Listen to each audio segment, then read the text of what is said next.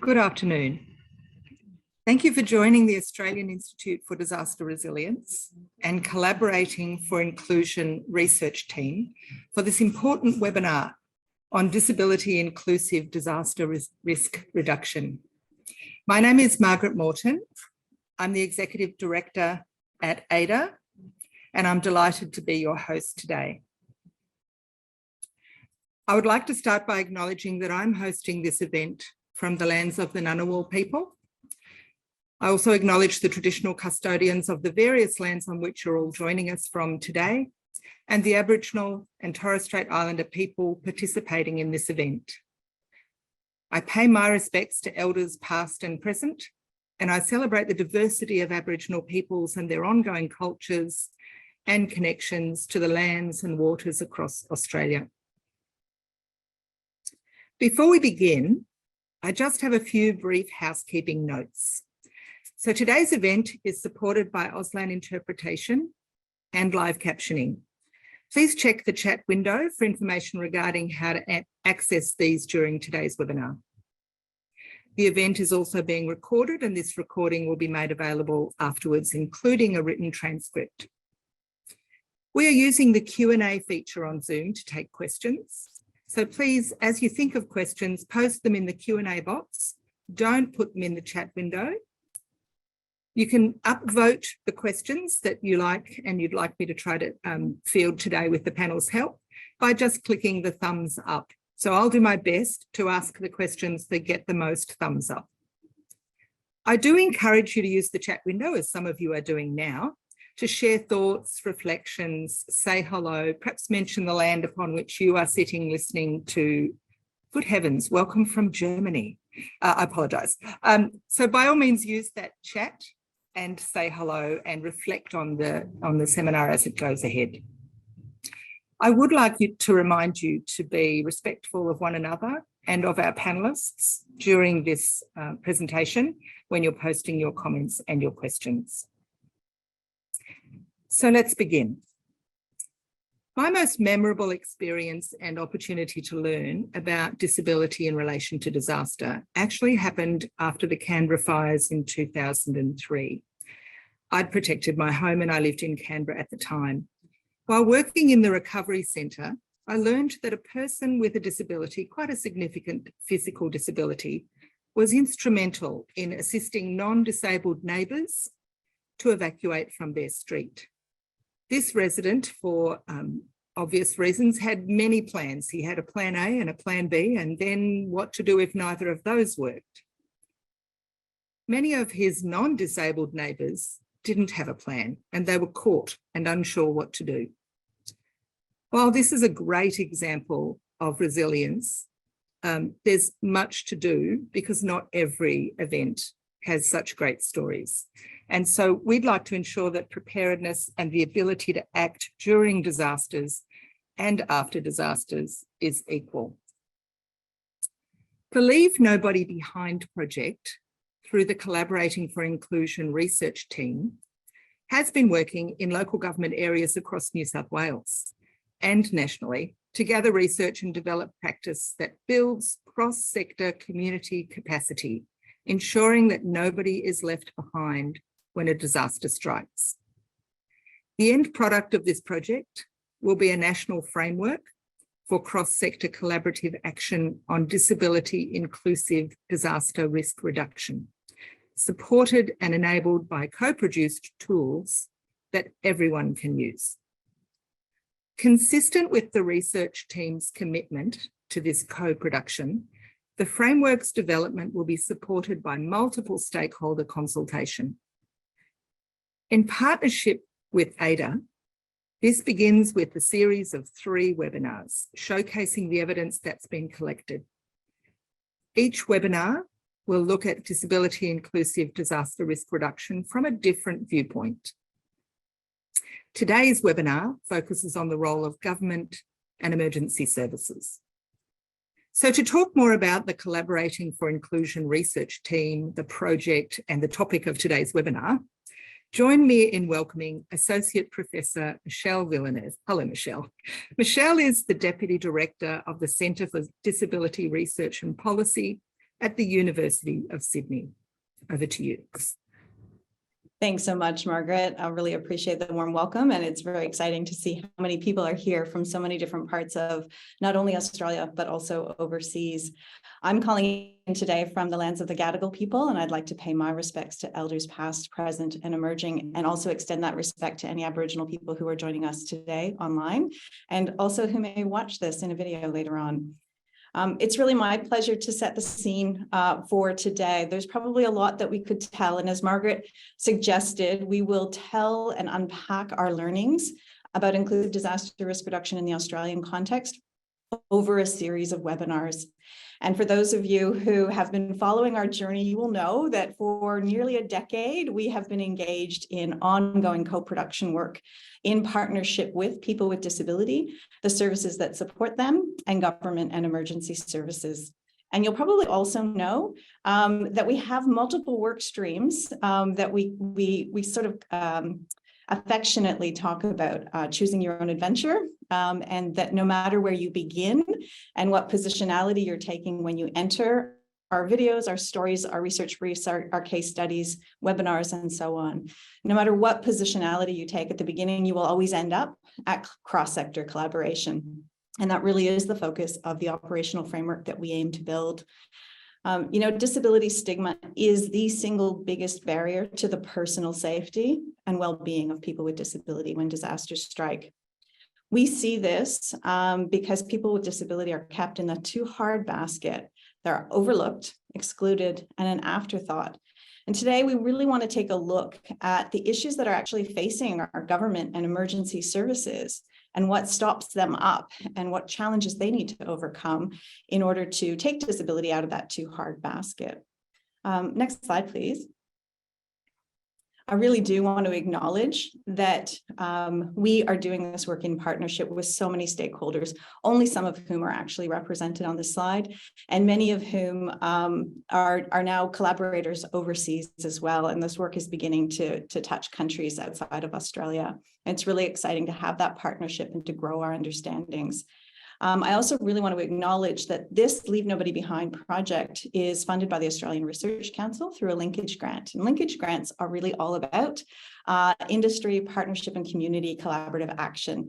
And so we're really thrilled to have that funding in partnership with the New South Wales Reconstruction Authority. But because I'll be talking to you today about all of the program of research and the cumulative effect of our learnings, I really also need to acknowledge that we receive funding from the Queensland government, the Victorian government, and the Australian government to support this work. And I think it's real tribute to the passion that our government stakeholders have in partnership with the emergency services and agencies that support emergency management in each jurisdiction across Australia, and the commitment that they have to developing inclusive disaster risk reduction in policy and in practice. Next slide, please. So DIDRR, Disability Inclusive Disaster Risk Reduction. It's a mouthful, but it really means keeping people with disability and their support needs at the center of emergency management planning, response, and disaster recovery. And it really means we need some mechanisms to make that happen in practice. It requires shared responsibility of multiple stakeholders working together to identify and remove barriers that increase risks for people with disability. And those risks can happen before, during, or after disaster. And our project team really has focused quite a lot on the long before disaster, because we know that what can protect us most in an emergency is having personal emergency preparedness plans. And we'll see through some of the examples today how critical and important that is to have that contingency planning happening in advance. But what is the ongoing challenge for government and emergency services in doing DIDRR? They're really faced with this intractable problem of how do you develop shared responsibility between local government, emergency personnel, people with disability, and the services that support them. It's a lot of stakeholders. We need methods, tools, and programmatic guidance to make sure that people with disability and their support needs remain at the center of those planning and practices. On the next slide, you will see that we really feel it's critical to develop that shared responsibility, but how do we actually do that? Next slide, please.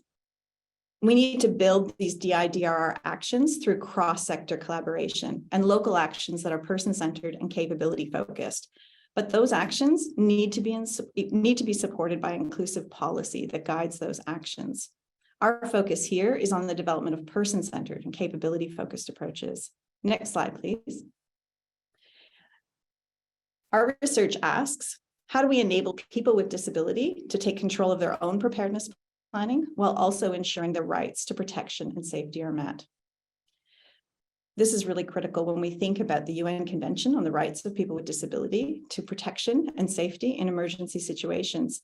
And by extension, and built on the foundation of that UN Convention, thinking about the Sendai framework for disaster risk reduction, which embeds inclusion, accessibility, universal design principles into that framework.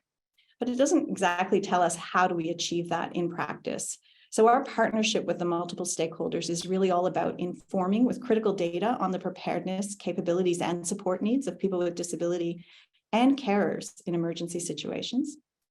Co-designing inclusive and person-centered, capability-focused disaster risk reduction strategies that can be put into practice. Opportunities to increase the inclusion of people with disability in state, regional, and local emergency management policy and practice. And we've gone through quite a number of co-production cycles, if you will, to identify what those practices are, to test them in the field, to receive feedback on the ground, and to improve the tools and resources that we're building. The culmination will be an operational framework for cross-sector collaborative action on DIDRR, and we've been working already to build these in each jurisdiction, and we're quite excited that a lot of the work that we've been doing in the Leave Nobody Behind project has allowed us to expand our remit to look at national surveys of all of these stakeholder groups, to look at testing the strategies in multiple jurisdictions, and we believe that this framework will have high relevance within New South Wales as well as outside of New South Wales. Next slide, please. But what actually gets in the way of sharing responsibility? And taking a government and emergency services perspective in this webinar, we really ask, how does that increase and perpetuate inequality and risks for people with disability when disasters strike? So here's some of the things that we've been learned, and I will couch this by saying these are some of the things that we're also changing through our partnership work. The starting position too often is that that disability is not our core responsibility. We'll hear things like, it's really important, but it's not our show from the emergency sector. We hear things like, it's a responsibility for others. It's the community engagement functions of emergency services that take responsibility for that. It's really a function of the disability inclusion and access committees to worry about disability inclusion, or it's about the disability and health service providers. A real challenge for government is bringing these sectors together, bringing these perspectives and bringing these functions of government and their operations together at the local community level where disasters strike. We really need to coordinate those operations and support and give guidance to the people who are charged with enacting them in practice. And we need to do that by working in partnership with people with disability, because we need to recognize that disability inclusion is everyone's responsibility. The other thing we hear too often, and this one is very difficult because it's really a social issue that affects all of us. Our emergency services colleagues and government colleagues will say that I have limited exposure to disability, and it's not an area that we're experts in, so it's hard for us to plan for people with disability. This is challenging because this is impacted by the way that we all grew up, the social, cultural, historical views of people with disability that persist and perpetuate inequality for people with disability. We see it in the stigma and discrimination of people with disability that meant they weren't sitting beside you at school. We see it in the limited exposure to disability in work contexts because of discrimination that has disadvantaged people's access to employment. And we see it in limited exposure in social contexts because environments aren't built with universal access in mind. Think of all the places that you go that are inaccessible for people with different disabilities. So when it comes to planning for emergencies and responding to disaster, it creates disability as a taboo subject. It leads to discomfort, fear of doing or saying the wrong thing. And that what happens is we end up thinking of this as a problem for the individual with disability. We think of it as a problem for disability and health service providers. And this is where disability awareness that includes direct engagement with people with lived experience of disability is so critical in building meaningful partnerships that support and develop both that awareness, but also that change in practice. The third thing that happens is that we've developed systems around this whole idea of positioning the problem with the individual. We call it the vulnerability approach. The social vulnerability approach has dominated the body of disability and disaster research. It served to advance our understanding about disproportionate risks that are experienced by people with disability. When used from a social model perspective, just like the social model of disability, the social vulnerability approach helps to call out those pre-existing structural barriers that increase risk, those core issues, and it can help to advocate for their removal. However, too often, the vulnerability approach is used to speak about what's wrong with the individual, rather than what's wrong with the policy, the practice, or the environments that increase risk. And this can lead to untenable solutions that don't solve the problem or provide only partial solutions that do not address the root causes of the vulnerability. Those things might be things like vulnerability registers or designing access to evacuation centers, but not considering how people are transporting to those centers or how they're receiving services once they're there. Instead, when we view people as vulnerable, we create these systems for doing for instead of with.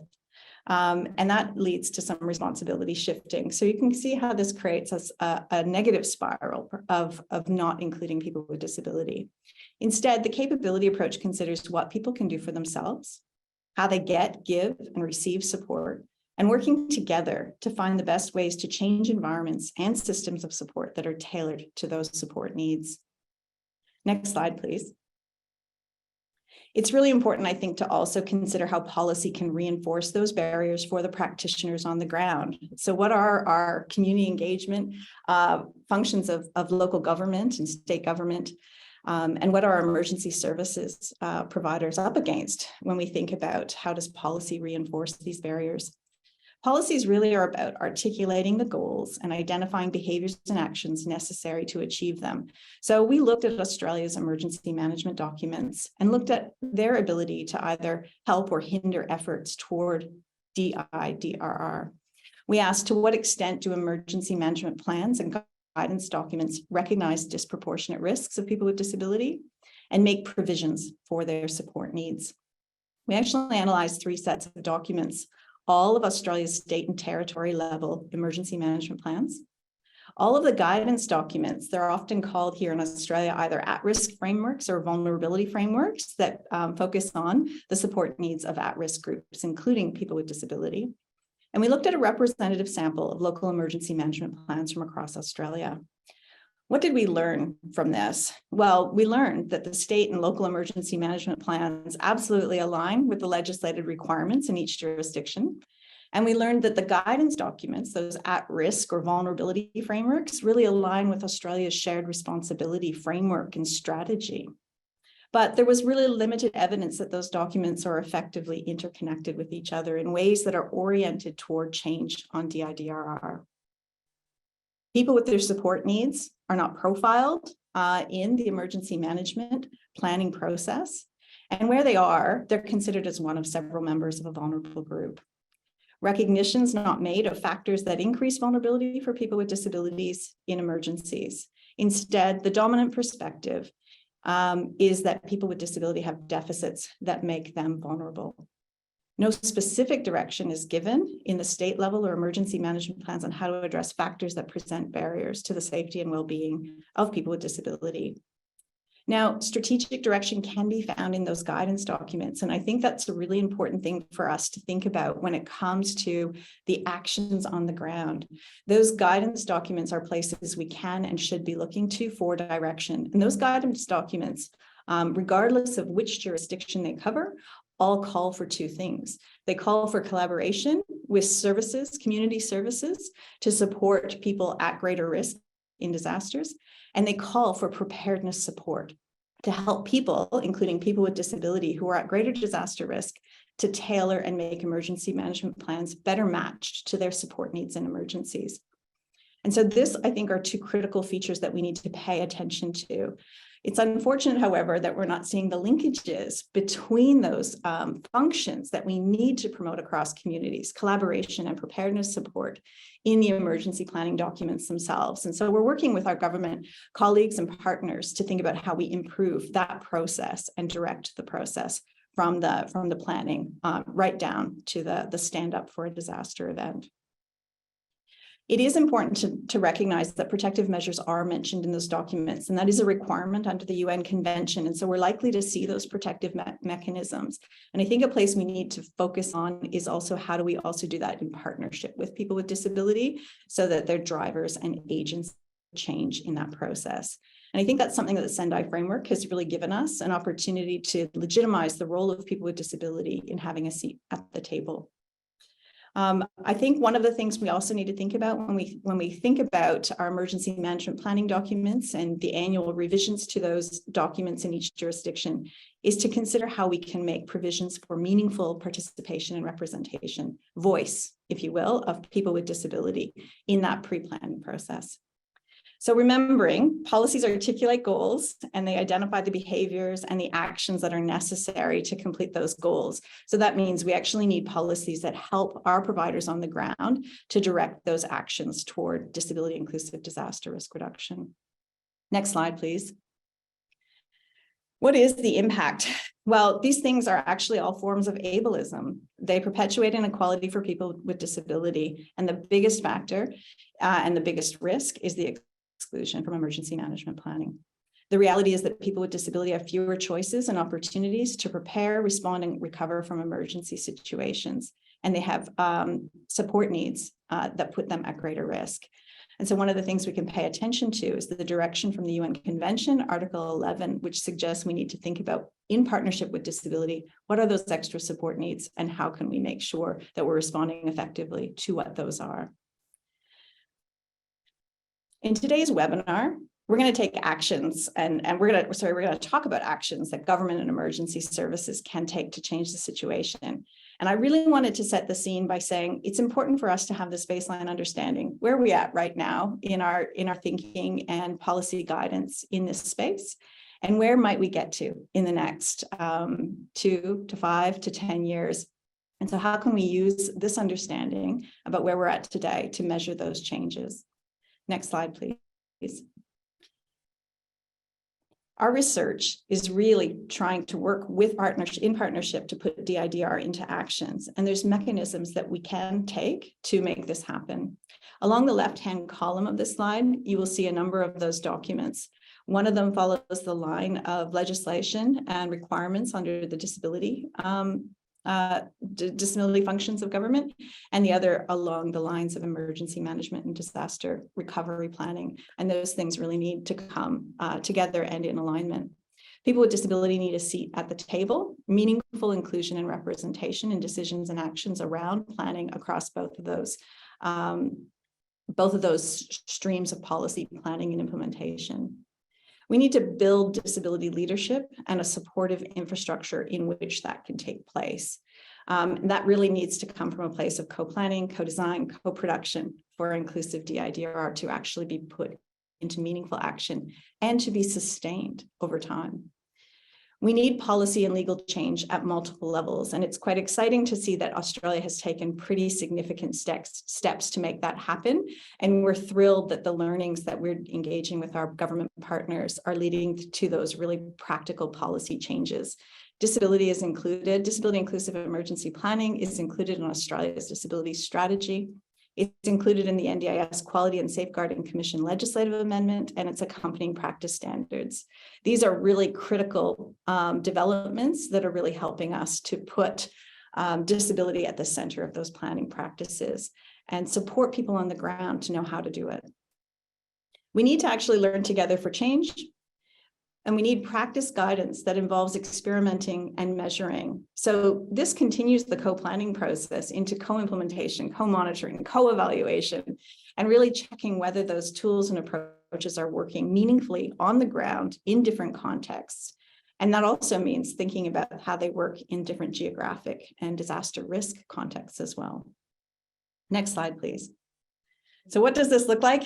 It really looks like working together. You'll see images on the slide that talk about person-centered emergency preparedness and disability-inclusive emergency planning. These are two interventions that we've been developing and testing and putting into action that really support that notion of starting with the individual to self-assess their capabilities, their level of emergency preparedness, their support needs before, during, and after disaster, and making tailored plans. That intersects with the service and continuity planning of organizations in the community that support people with disability and mainstream services as well. And then that leads into looking at what are the extra support needs that we need to make sure are included in our emergency management planning, particularly at the local community level where disasters strike, and in our disaster recovery planning and practices that ensure those extra support needs are met. Next slide, please. Together with our partners, we are both learning and showing that the tools we use matter. The person-centered emergency preparedness, or PCEP toolkit, came into being over a few years of collaboration with all of these stakeholder groups. And in 2018, we launched the first version of this toolkit, but it really got its legs when people with disabilities started putting it into action in 2019. It consists of a capability framework, 3 principles, and 4 steps. And the important thing about this particular toolkit is how it supports the cross-sector collaborative action and the preparedness support that tailors preparedness planning to individual support needs and situations. Next slide, please. But it also matters how we use tools. People facilitating person-centered emergency preparedness, they need to be aware, capable, and prepared themselves. They need to be trained in preparedness support, and they need to understand Australia's emergency management arrangements. We have a short course that we've been running over the past 2 years now, and we're quite excited to be able to share evaluation findings in upcoming webinars and throughout the course of this year as we pull the findings of that evaluation together.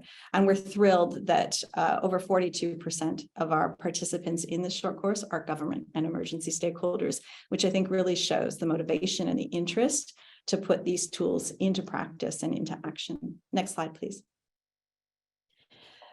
PCEP leadership is a fundamental part of what we do because people with disability, they need to be supported and resourced to be in the driver's seat. Leadership is really all about co-production. And so I think we see this through our collaborative work with emergency sectors when we co-produce new ways of thinking, new ways of acting, and new ways of responding. Next slide, please.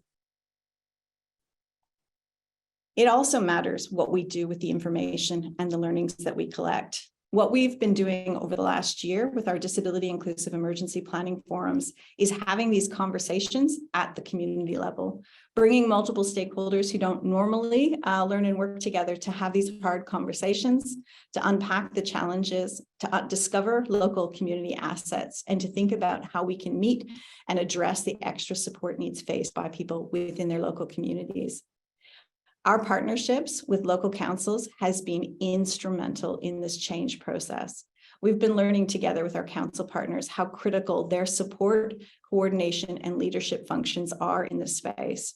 I could probably talk forever about the value of local councils and their relationships with community, their interagency connections and groups across the multiple stakeholders that we've been involved in this research over the last decade. And so I cannot say enough about how critical a role that local councils have and how we need to really leverage their leadership, their support functions, and the coordinated effort that they've been demonstrating they're able to achieve in this space. Next slide, please.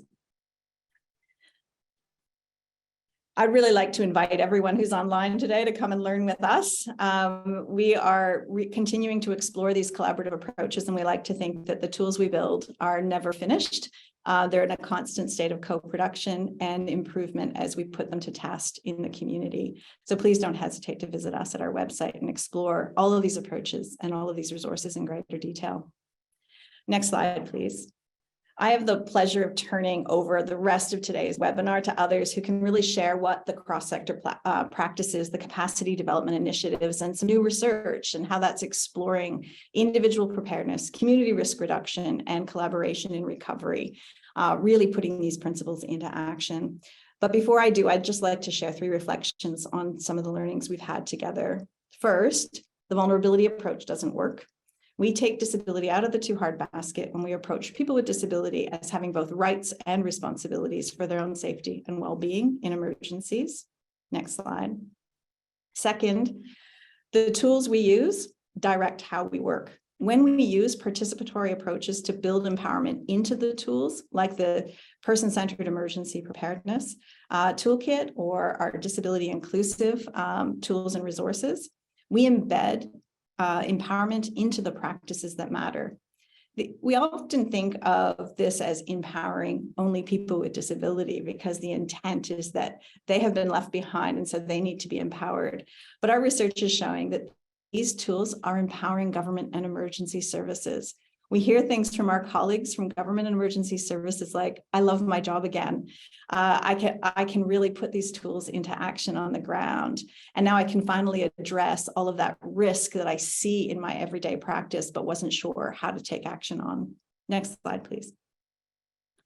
And third, true partnership really begins with genuine acts of humility. If we want to achieve shared responsibility in disability inclusive disaster risk reduction, we will need humility in spades and an ability to listen and learn together.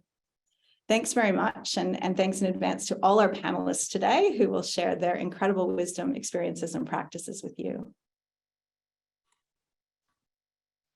Thanks, Michelle. There's so much in this. I move straight on to our next speaker, who will provide an example of disability inclusive disaster risk reduction in the emergency services sector, which will help answer some of the questions already emerging. Angela Cook is a Senior Engagement Advisor for people at higher risk with the Victorian Country Fire Authority. The Victorian CFA has invested in a portfolio of work aimed at addressing the disproportionate risk experienced by people with disability in fire and other emergencies. Angela, alongside her colleague Kelly Stoner, leads this portfolio of work. So please join me in welcoming Angela. Thank you very much, Margaret. It's great to be here. So I'd say good afternoon for some of us, I think, and also good morning, depending on where you're dialing in from. I'm sitting here on beautiful Tanarong country near Mansfield. So I'd like to acknowledge the Tanarong people and their elders past and present. And of course, thank you for the opportunity to share what an emergency service, or actually two emergency services, have been doing here in Victoria. All right, next slide. Thank you. So let's start at the beginning.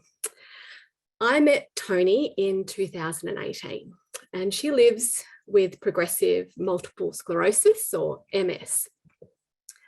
She'd contacted CFA, that's us at the Country Fire Authority, as she was concerned about her bushfire risk.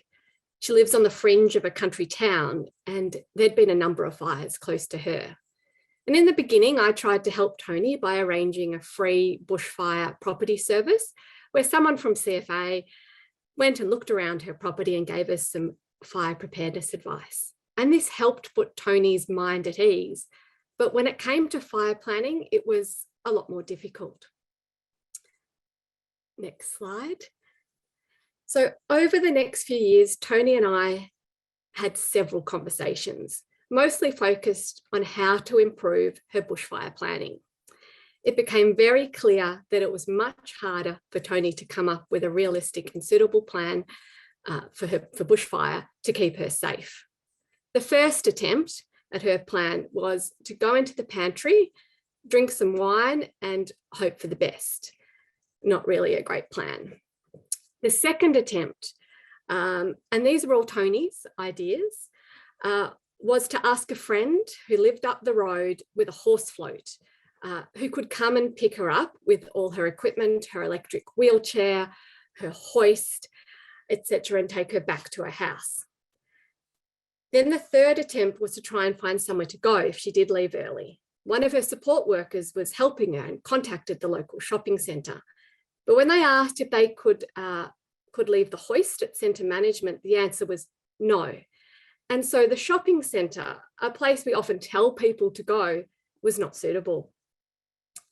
Okay, next. Keep going. So it is clear in Tony's situation that emergency preparedness is a process. And I'd say it's very much an ongoing process. And trying to fill gaps for Tony is hard. She does not own an accessible car. They are expensive and not covered by her National Disability Insurance Scheme, or NDIS. In the end, she was able to hire a suitable van over the summer months, as transport is her main barrier. And finding somewhere to go is also challenging and needs a lot of pre-planning. After a few years, it was clear that leaving her home is still very challenging. And Tony has said she won't leave unless she absolutely has to. Next slide. So what has this taught me? Tony's situation is not unique. In fact, over the past few years, we have learned a lot through lived experience from a number of people. And some people, obviously in the community, need to consider a range of factors, such as health management, personal supports, and assistive technology in their planning. And yes, emergency preparedness is a process. Tony is an expert in her life, and she needs to own her plan. And as Michelle has mentioned, we need to work together. We need a collaborative approach between, well, we've got Tony in this situation, the resident, emergency services, council, and support people. If we're really, I think, going to build and improve on disability inclusive disaster risk reduction. Next slide. So how are we using the lessons learned from Tony and others? CFA has developed and is testing a new household service targeting people at higher risk alongside the Red Cross. We've called the service EPAS, the Emergency Planning Advice Service. So EPAS is a vehicle for delivering the person-centred emergency preparedness approach developed by the University of Sydney that you've just heard about. Now, I'm not sure how many of you listening today understand PCEP. So I'm going to really try and describe it very briefly, although it usually would take a bit longer, but given we don't have much time. So PCEP is a capability approach, like you've heard from Michelle just earlier. And it's for individuals focusing on the strengths of what they can do rather than what they can't, and working together to brainstorm solutions if there are gaps in their emergency plan. So CFA's traditional engagement would start with understanding your risk first, and then making a plan. What PCEP does and what it has done is give us a step before and also a step after this. But the step before, I feel, is the most critical because it starts with your strengths in your everyday life and what your capabilities are. And it focuses on you. It is person-centered. Like Michelle said, putting support needs at the centre. Next slide. Okay, so what is EPAS? The Emergency Planning Advice Service. It's a household service over multiple sessions. It's not a one-off, remembering that planning is a process. I might say that a few times today. Both bushfire and home fire safety are covered because we're there, the fire services, plus Red Cross are there also, and they can cover off on other emergencies. And yes, we utilise the PCEP framework and approach. Our CFA and Red Cross facilitators undergo a 12-hour training program, so they're skilled. And we use a local approach. We deliver this alongside municipalities, and they really support us with local referral pathways, and also a way, I think, for step 4 of PCEP to be used when we need to bring those gaps and advocate back through locally. And the last part of that is, yes, we can work in partnership as well with the formal care providers. And this can be really useful, we've found, in brainstorming gaps that an individual might have. Okay, next slide. Now, I know Michelle put this on her presentation before, but I really love this tool. This is the capability wheel from the PCEP toolkit. And if you have a look at the 8 areas listed here, you'll see they relate to all aspects of our lives. In particular, the top 3 will all pretty much relate to everyone, and then there's some extra areas across the bottom. And those 5 are really, really critical. So utilising this tool in the household visits allows for conversations about these topics, such as health management and personal supports, that may really impact on your fire and emergency plan. And it allows for a conversational approach. Let's keep going. Next slide. So back to EPAS. So after developing and co-developing actually a program logic and a program model with Red Cross, we started to try and kick off some trials in 2021 and 22. Now, this was greatly impacted by COVID and really affected participation by residents and facilitators. It truly was a major setback, and the original trial numbers are reflective of trying to run this during Victoria's famous series of lockdowns.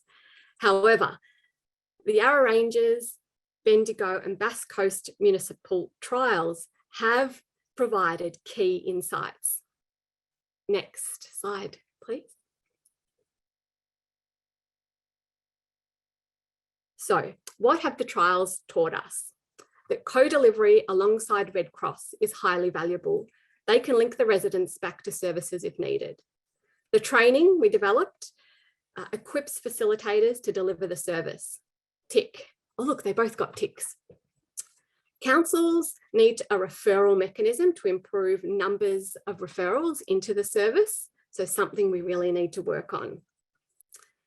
Residents involved are improving their level of preparedness, therefore reducing their risk in a fire emergency. I gave that 2 ticks because that is why we are doing and conducting the service.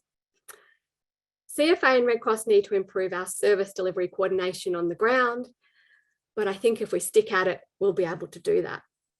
Next slide. Thanks. So the University of Sydney have conducted a case study evaluation of the trial in the Yarra Ranges, and this has been really useful. It's provided a number of important findings. That PCEP is well understood and was implemented with fidelity. The conversational approach supported the individual, the resident, to be in the driver's seat. And I think this is because of the capability approach. Brainstorming was viewed as the most important element by the resident. And this 4th finding, I think there's 5 dot points. This is dot point number 4, that empowerment is bidirectional. That meant both the facilitator and the resident felt empowered. And that was definitely an unintended benefit for us, that our facilitators felt more empowered by using that approach. That last dot point there is, yes, we need to definitely improve how we implement the 4th step of PCEP and how we link people back and advocate through that connection back to council where we need to. Next slide, thanks. We're nearly there.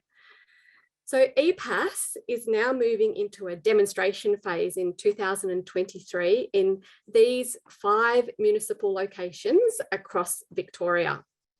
So we've got Mitchell Shire, Bendigo and Mount Alexander councils as a duo, Wellington Shire, Casey Council and Surf Coast and Colac Otway joining together.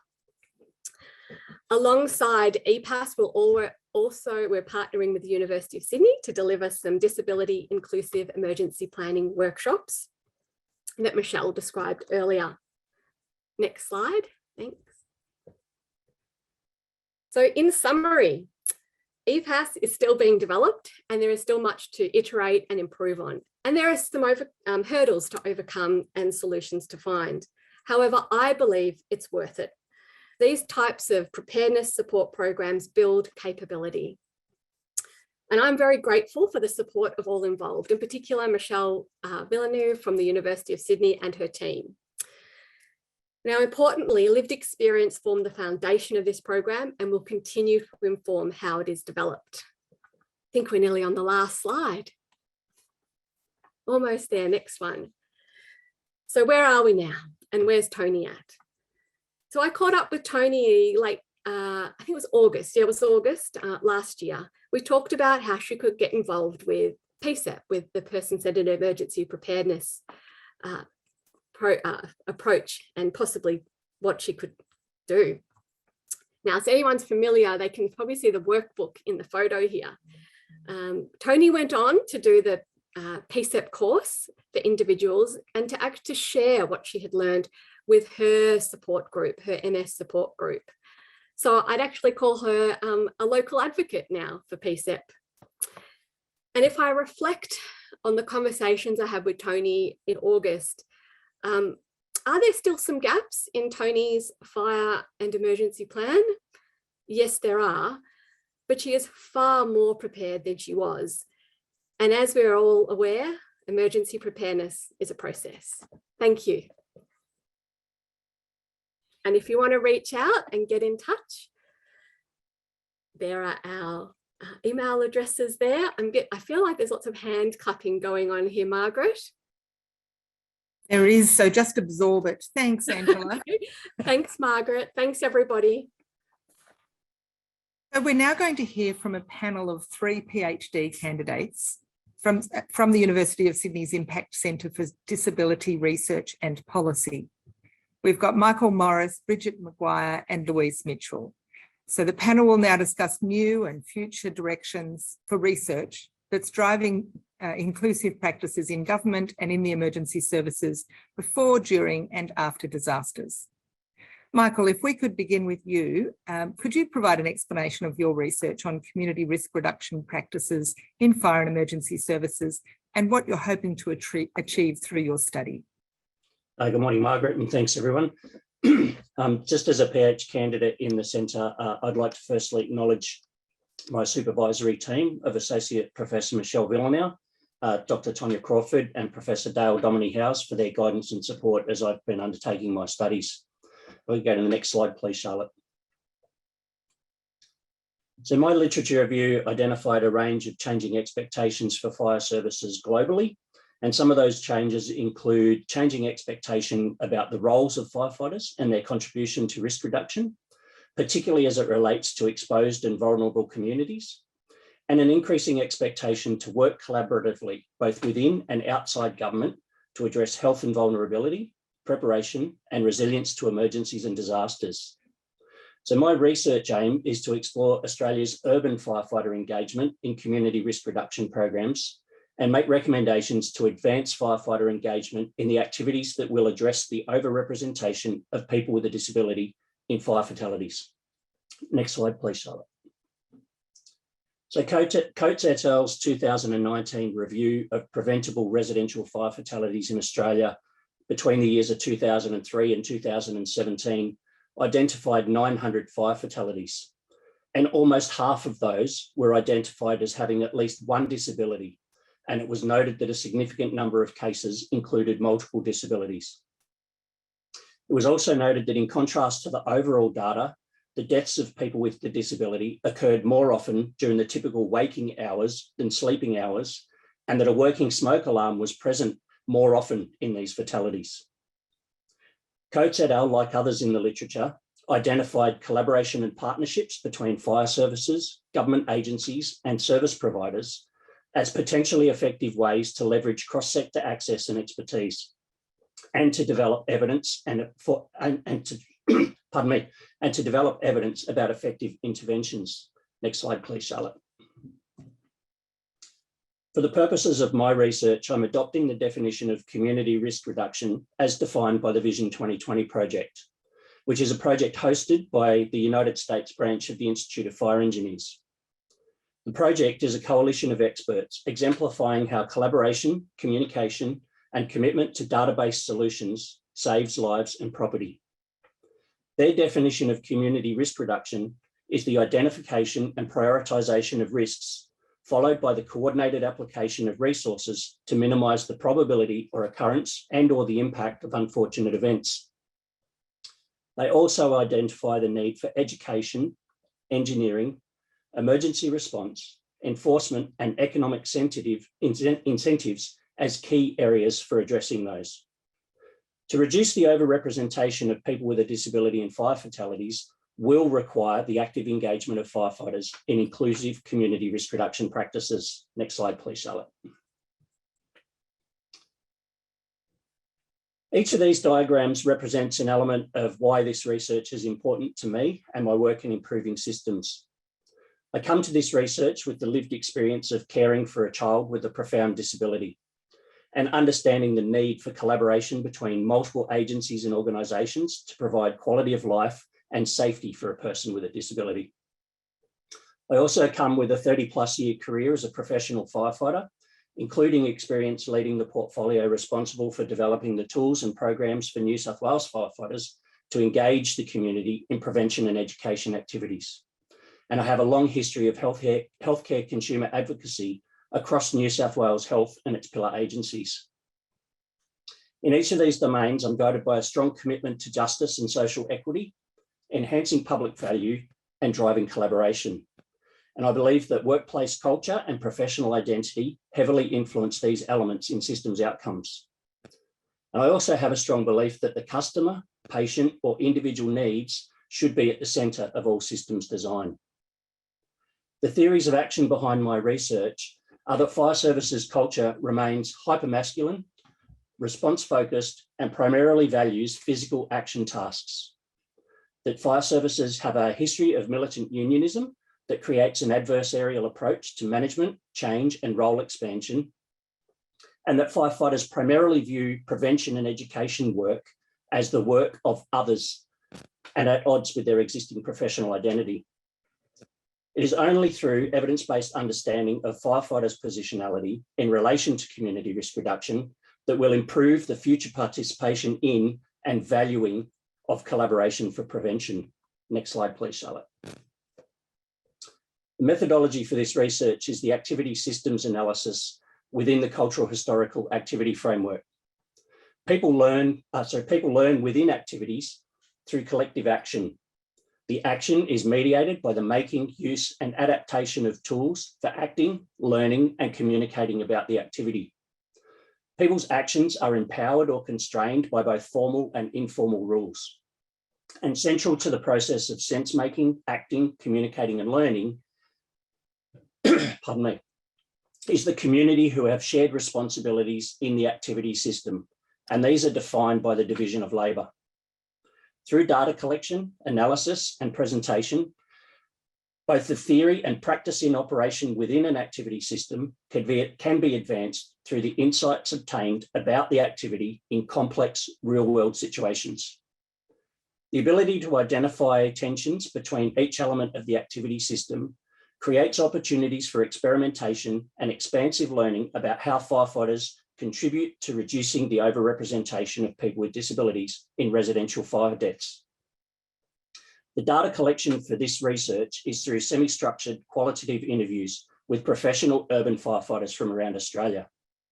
The interview guide has been trialled and validated, and I'm seeking to recruit research participants from each state and across ranks and lengths of service. Recruitment of participants is about to commence. So for those of you who are online from agencies employing professional urban firefighters, please keep an eye out for recruitment material, and I'd appreciate your support in highlighting the opportunity for the recruitment of research participants for this study. Last slide, thanks, Charlotte. Thank you, and I look forward to the engagement during the Q&A panel. Thank you, Michael. Bridget, I wonder if you can now talk to the work that you're doing tackling the challenges of information and communication access for people who are deaf or hard of hearing, and how your research will tackle this important issue. Thank you, Margaret. I'm also pleased to be joining you all from Ngunnawal country. And for those who would like a visual description, I'm a white woman with dark brown hair tied back, wearing a floral blue top, and I'm joining you from my home office with a rather boring white wall behind me and a window to my right. I'm very excited to be starting a PhD in Michelle's team at the University of Sydney. I also work at the Department of Health and Aged Care, where I'm also the co-deputy chair of the Disability and Carers Network.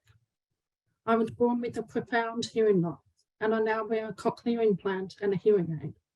But I didn't really identify deeply as having a disability until I joined the network, where I learned from my wonderful colleague that disability can be something to be proud of and to celebrate. It's an honour to have this opportunity to share the plans for my PhD, I've only officially started this month, so this is more of a watch this space presentation. So in this project, I hope to stand on the shoulders of giants, to extend the work done by Michelle and the team, to focus on a specific population of people with disability, people who are deaf or hard of hearing. I'm looking to identify opportunities to strengthen their experiences during extreme weather events and other emergency situations. Next slide, please. An estimated 3.6 million, or 1 in 6 Australians, have some level of hearing loss, and that number is growing. This population is broadly made up of 3 subgroups: those who identify as culturally deaf and use Auslan, those who are deaf and hard of hearing who use hearing aid technology, spoken language, and identify as part of the hearing community, and those who identify as part of both groups. It's also important to distinguish between people who have a lifetime or very long experience with their own hearing loss and those who have more recently acquired or identified hearing loss. Some excellent recent research has explored the experiences of deaf people as a cultural and linguistic minority during extreme weather events. However, there seems to be little known about the experiences of people who are deaf or hard of hearing during such events, especially in using hearing aid technology. And that's where I'm hoping my research can shine some light, building on that previous work. I'm really excited by the work done to develop and implement the PSEP because of the focus on building on existing capabilities, and that it is a genuine person-centered approach, which means it can look different for every individual. And this will be important for this group. Many people with long experience of their own hearing loss have a broad suite of skills, capabilities, and technologies that mean they live their lives very independently, especially children receiving hearing aids and cochlear implants at a young age, many of whom reach language and communication milestones at the same rate as their hearing peers. Many people who are deaf or hard of hearing may not perceive themselves as having a disability and often do not engage with disability support services. During an emergency situation, they may not necessarily evacuate early, as people with other disabilities may be encouraged to do so. Next slide, please. However, while someone may live very independently and safely with well-functioning technology, there is a risk when that technology fails. So here on the slide are some examples of the points in the emergency experience where risks may arise or that may be inaccessible to people with hearing loss. So when hearing devices are damaged, for example, in a flood or a fire, when long power outages mean that people can't charge visual and vibrating smoke alarms, hearing aid batteries, and smartphones for control of hearing devices. When internet and telecoms outages prevent access to the National Relay Service for phone calls and information on the internet to fill in gaps in what's missed from other sources. Audio or verbal evacuation warning, such as radio alarms, megaphones in the street, door knocking at night. Announcements made in evacuation centres, things like where to get food and bedding and safety information. That general chatter within evacuation centres, providing information about what is happening outside, for example, at a fire front. And awareness of and access to support services after the event. Next slide, please. Using surveys and interviews, I will address the following research questions. What strategies and technologies are used in everyday life for hearing, communication, and accessing alerts? What are the current experiences of people who are deaf or hard of hearing during extreme weather events and other emergencies? What are the gaps between what works well in everyday life and what becomes difficult, unreliable, or inaccessible during an extreme weather event? And how can the PSEP framework be tailored and integrated to effectively support preparedness in this population into the future?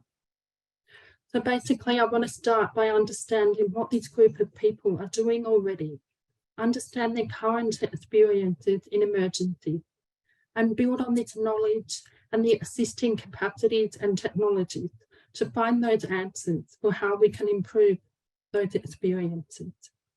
Last slide, please. So overall, my goal is that this project will address some of the gaps in existing disaster risk reduction policy and practice. I hope it will have outcomes for individual preparedness, emergency management and planning, including ways to facilitate participation of people who are deaf or hard of hearing in the process. The emergency response sector, including ways to support two-way communication with people who are deaf or hard of hearing, hearing technology companies, and of course the broader community. In all, my biggest hope is that this will be a very practical and useful project, and I look forward to learning more about all of your work throughout the journey. Thank you.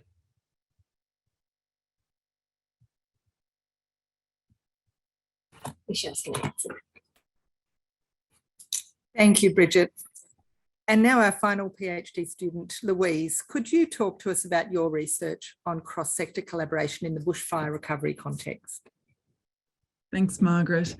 So as I begin, I acknowledge and pay my respects to the Aboriginal elders and communities of the land on which I reside and work, the lands of the Dja Dja Wurrung, also known as the DIDRR people, land that was never ceded, and acknowledge any Aboriginal or Torres Strait Islanders here today. Next slide, please, Charlotte. So I'm a recovery practitioner and beginning researcher looking at an area that deeply resonates with my practice, multi-agency collaboration. And the study that I'm doing is focused on the organising of community recovery work after the summer bushfires of 2019 and 2020. And I began this project in October 2020. And I'd like to upfront express my appreciation and acknowledgement of the Australian Research Council funding that's enabling this, my awesome supervisor, Michelle Villeneuve, and Gwyneth Llewellyn, and also the collegial supports of my colleagues in the Disability Inclusive Research team at the University of Sydney. And I just want to also quickly acknowledge the support of the Social Recovery Reference Group when I was in the role of National Consultant Disaster Recovery, and the members, and particularly the chair, Andrea Spiteri. So how does multi-agency collaboration in recovery relate to leaving nobody behind? I have heard Bridget speak to many people don't identify that they have a disability, but they may have needs. So I see it as a whole of population issue as well as specific. Could you please do the next slide, Charlotte? So one of the pieces emerging from the recovery workers that I've interviewed, recovery workers working during and after disaster, is their focus for people on dignity through the enablers of local knowledge and local support. And one participant heavily involved in the recovery didn't see the lines between before, during and after, the preparation, response and recovery. And they asked, and I'll quote, how are people with disabilities, if you've got someone with an intellectual disability, how are they going to process the information that's being put out? If you've got somebody that has a physical disability and can't evacuate their property, how are we going to do that better with transport? Next slide, please. And then they said, how are we going to do the evacuation centres better than we did? At the showgrounds, old buildings, not accessible, unbelievable watching people with disabilities or frail aged people trying to get onto a mattress on the floor. It was just awful. So we couldn't get them into hotels because the emergency services were using them. They had to have accommodation, and we couldn't get them into the hospital because they weren't sick. And they spoke of one person in their late 70s who had previously had a stroke, who was bussed up from a neighbouring town, sitting on a 1.5-seater couch in a mall, trying to sleep, non-verbal, unable to communicate. And they stated it was just an awful situation. They came across them unexpectedly. Next slide, please. This local person knew of a local facility that was in transition and vacant. It had low-level care ability, single rooms with bathrooms, and they described how they had contacts and also people in the evacuation centre had volunteered. They said, is there anything we can do? And they said, yeah, if you want to go down and clean this facility. They got the electricity fixed, fridges donated from a local camping store, a local gas company filled the cylinder, spare electric beds were donated and the council team picked them up. And in 4 to 5 hours, they had accommodation for people with a disability and 11 rooms filled that night with people and their carers. And they comment on how this was achieved. I might have had the thought, but it was everybody else coming together to do that. And they also commented that when we got them down there, the look on her face, it was just unbelievable. She was so grateful for that. Next slide, please. And she said, we've got to do this better.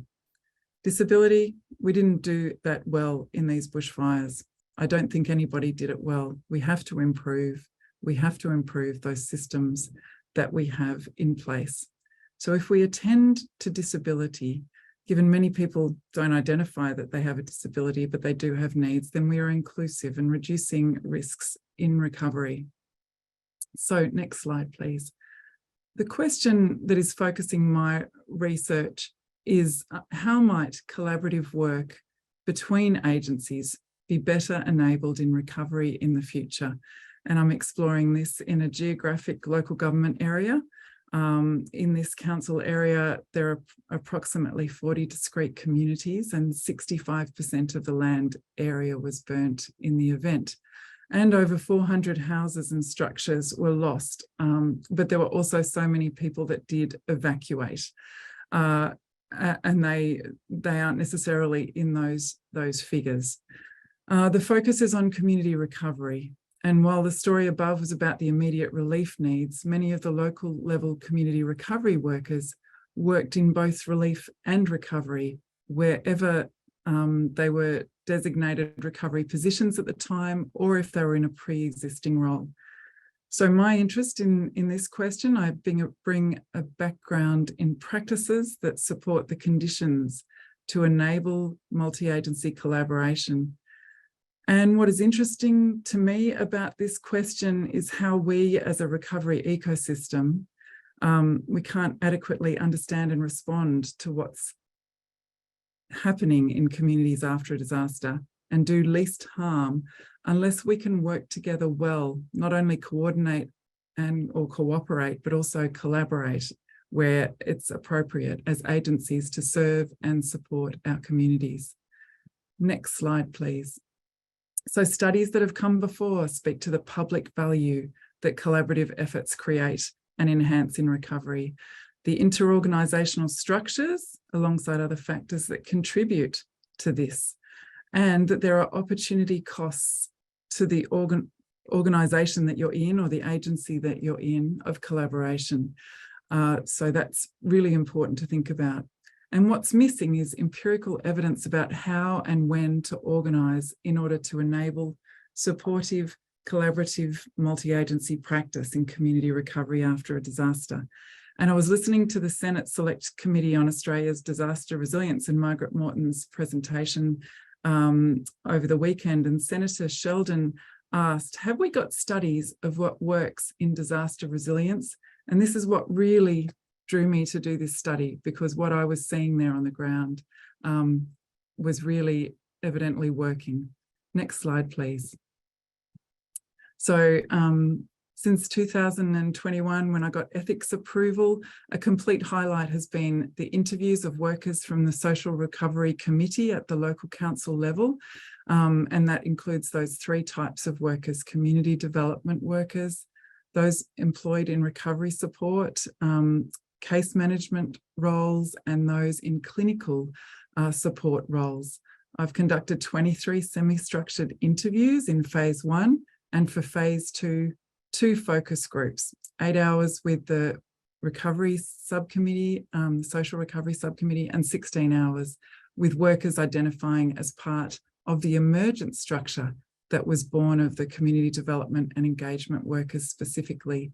And these interviews have been underpinned by appreciative inquiry and sociocultural activity theory. And I'm really grounded in the workers' story as I listen to what they have said. My next task is to analyse this data and prepare some findings. Next slide, please. So this is also connected to the framework that I think everyone working in disaster recovery should know about by the Interagency Standing Committee, a humanitarian coordination forum of the UN. And so I'm looking at my case, community recovery supports, the unit of analysis, local multi-agency organising structures for this work, and then how was the work organised in two structures, the formal social recovery subcommittee and the emergent network that formed out of the community development engagement workers. Next slide, please. So in summary, my detailed case study research with disaster recovery professionals reveals the interplay between the formal predetermined structures and the emergent structures, which can be powerfully effective in organising community recovery work to serve communities. And there's a deep connection between inclusive risk reduction for people as communities, multi-agency collaboration, and the organising of the work of community recovery. Thank you. Thanks, Louise. As you can all see, there's a great deal of information that's behind each and every one of these presentations. Our last speaker today is Wendy Graham. I'd just like to introduce Wendy. We're going to pop some information about Wendy and her key project at the moment into the chat. So let me pass to Wendy as Program Lead of the Regional Recovery Exercising Program at NEMA. Thank you very much, Margaret, and good afternoon, everyone. I'm speaking to you today from Sydney, the land of the Gadigal people of the Eora Nation, and I pay my deepest respects to Elders past, present and emerging.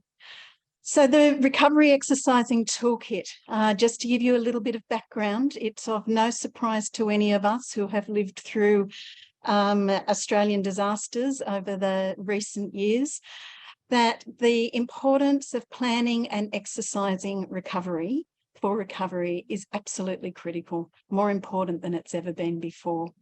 And that was certainly highlighted by the Royal Commission into the National Natural Disaster Arrangements that found that as an emergency management sector, the extent and nature of recovery exercising varies across Australia. And to be frank, in Australia, recovery exercises have been fairly few and far between in the past. So over the last 18 months, in response to that, the National Emergency Management Agency and AIDR have been developing the Recovery Exercising Toolkit. And I want to give you a very quick taster of that today, and most importantly, an overview of one of the modules and how that's being used to support people with disability.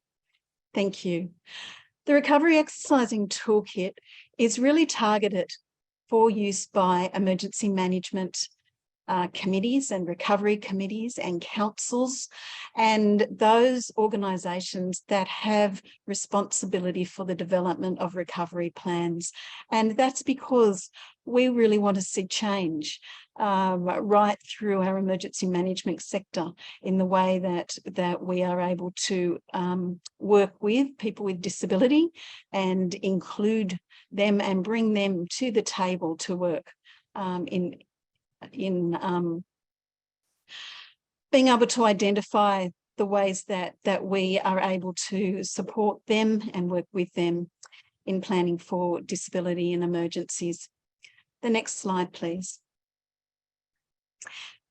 As well as a toolkit that provides an end-to-end guide, around how you can design and conduct a recovery exercise. We also had the opportunity to develop a number of specific modules, and they were really based on priorities that came out of the findings of recent research and our learnings from recent disaster events. And one of those modules was the module for coordinating recovery support for people with disability. Now, this module was developed with absolute guidance and partnership with Michelle, and contained a lot of the information that you have heard here today. And there's three components of each of these modules. There's a module overview that provides a good indication of what is contained in a module and what you might expect to see. There is a slide deck, which is really a step-by-step guide for anyone who picks up this module as a presentation to be able to walk through, accompanied with speaking notes. And there's also a video. We would love to have Michelle come to every single recovery exercise we run, but we know that we can't do that. So we videoed her, and the key messages that Michelle has talked about today are included in that video. Next slide, please. Coordinating support for people with disability. Megan Cunningham, who is the Accessible City Coordinator at Hobart City Council, and Richard Whitbrook, who was the project coordinator at Disability Voices Tasmania, were part of a recovery exercise that was run by Hobart City Council in November last year. And as they were planning to run a recovery exercise, they made the decision that they would use the module on support for people with disability. And their reason for doing that was because Megan had already begun work across council with Disability Voices Tasmania. And I guess what that work was highlighting is that in the work of emergency management and recovery planning in Hobart, there was more work to be done. I think that importantly, one of the things that we are encouraging with the modules is while anyone can pick up these modules and run them as part of a recovery exercise or in any other scenario, we are really encouraging that the modules be run as a co-facilitation with someone who can represent people with a disability, and Richard was able to do that. When we co-facilitate the modules in that way, we're modelling the principles contained in the toolkit. It's the importance of not talking about, but talking with, and bringing the voice of people with a disability to the emergency and recovery planning table. And the lived experience that Richard was able to bring to this session, along with his knowledge in storytelling, provided such valuable insights for the group today. I guess what really was the most powerful thing is that Richard was there as an expert advisor. Often our language in our emergency management sector has been about vulnerable people and people at risk. Well, co-facilitating the module in the exercise was bringing Richard as an expert advisor and a partner in the conversation, and an opportunity to strengthen and build relationships with the emergency planners, and to have that seat at the table that Michelle has talked about and that we know is so important. And indeed, what this session did was it was a really great example of all levels of government working together, NEMA supporting state and local government in the planning and conduct of a recovery exercise, and local government working hand in hand with community and bringing the voice of people with disability to the table as an expert advisor. Next slide, please. And the next slide. We can go to thank you. Okay, now, as I said, can we go back to thank you. The Recovery Exercise Toolkit was published in February. It lives on the AIDR Knowledge Hub. Now, my tip for today is if you would like to know more about the Recovery Toolkit, there is a webinar on this Thursday where we will be profiling the toolkit. And importantly, at that webinar, Megan and Richard will actually be there to talk firsthand about their experience of them using this module. So I'd encourage you to come along to that if you would like to know more. Thank you. Thank you, Wendy. And I thank all of the panelists. There's been a lot of information that we've covered. Now, I'm sure you're all aware of the time, participants as well. We have a lot of questions. I would like to take the opportunity to go to a couple of these questions. The first question has actually been answered in the chat by Michelle, but I would like to ask if any other panel members would like to add to Michelle's answer. So the question that's been asked is, as a person with disability, I struggle with the overuse of vulnerable people. It's the lack of systems and structures that result in vulnerability, not people themselves. What alternative terminology can we use? And I agree with Michelle's answer entirely. We're all vulnerable. I often say that. We're all vulnerable in these events. But I do wonder if anyone else would like to add to Michelle's answer by providing a view on this terminology question.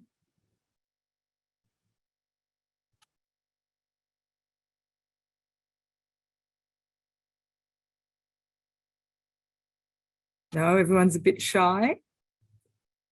I know from the work that I did with the Social Recovery Reference Group that Tasmania was doing some work looking at changing the language, and we're using in their guidance people at greater risk. I know that the terminology vulnerability is heavily embedded in emergency services, and whenever I've tried to shift some of the language, it's very hard to do that. It's very much embedded. Yes, I agree. And sometimes we make the efforts to change a word and use a different word, and then it's not really hitting the spot either. Michelle, did you want to add to that? Yeah, and I think, it's a little bit like natural disasters. There's an entire campaign to try and stop us talking about natural disasters, because we know that disasters are not natural, and actually disasters happen because of the root vulnerability and causes that are actually underlying the disproportionate risk and discrimination and inequities that people experience every day. And so I think it's kind of the same thing. We use it colloquially, natural hazards, vulnerability, and then we extend that to vulnerable people. I think webinars like this, our program of research is really trying to really raise that awareness, be careful in the language that we use, and model that in our approaches. So I suppose one of the things I would call upon any of the attendees to do today is to just make that subtle shift in your own language. People who are vulnerable to bushfire risk because they live very close to a fire line that has been seen to, cause fires in the past. So being really deliberate about our language can help to shift how people talk and talk about other people and talk about the solutions to those challenges too. So unless somebody jumps in wanting to add to that, I have one final question. I'm very, very aware of time. So my final question is really difficult. And Michelle, I'm going to throw it at you first. The chat's been very active during the seminar today, and I can feel the emotion and the intensity for many people listening today and watching today behind the questions.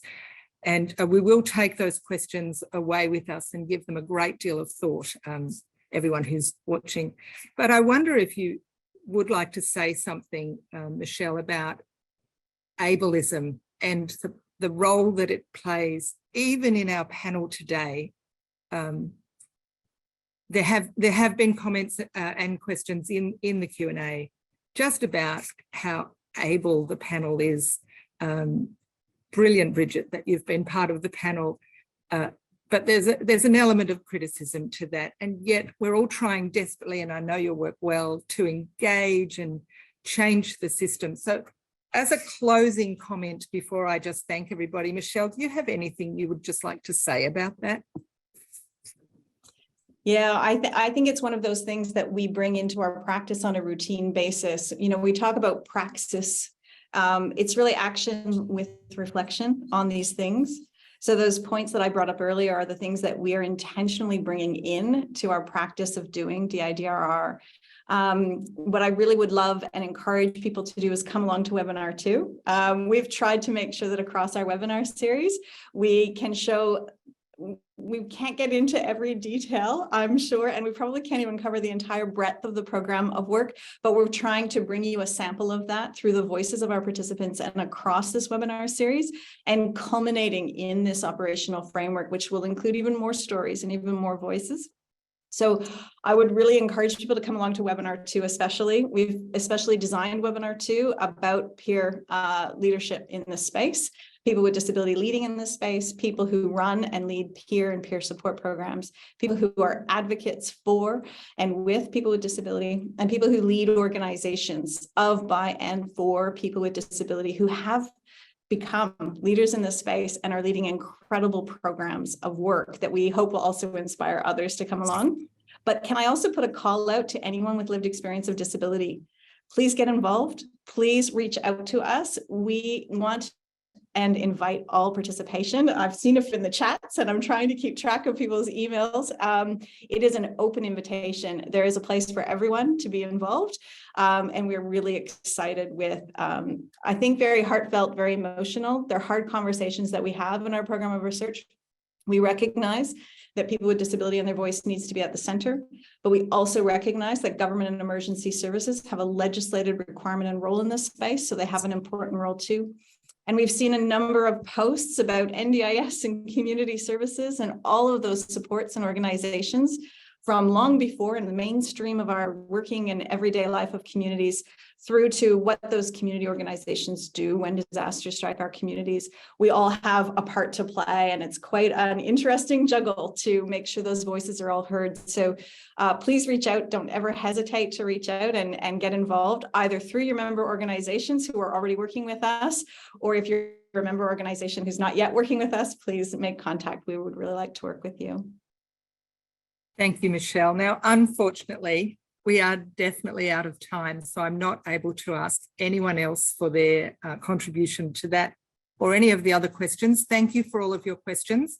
To the people watching and listening, we will take those questions away with us and give them a great deal of thought as we finalise the planning for the second and third seminar. I would like to thank Michelle, Angela, Michael, Bridget, Louise and Wendy for making the time and doing the preparation involved for today's seminar. I would also like to thank Dana and Carolyn for your outstanding job in translation and interpreting into Auslan for us. I do not know how you've kept up with us, and I'm incredibly grateful to the two of you. Webinar 2 is called Actions That People with Disability and Their Representatives Can Take on Disability Inclusive Disaster Risk Reduction. As somebody in the chat has asked, registrations are now open. The link is going into the chat if it's not already there. It takes place on the 17th of April. We will send an email out to everybody once today's session is available to watch on recording, and it will be available on our Knowledge Hub. As you exit today's Zoom, there will be a survey that you'll be prompted to complete. Please do complete that survey for us. It gives us valuable information to inform how we plan professional development events in the future to meet your need. It's been my pleasure to host today's seminar. Thank you all for attending, and I wish you well.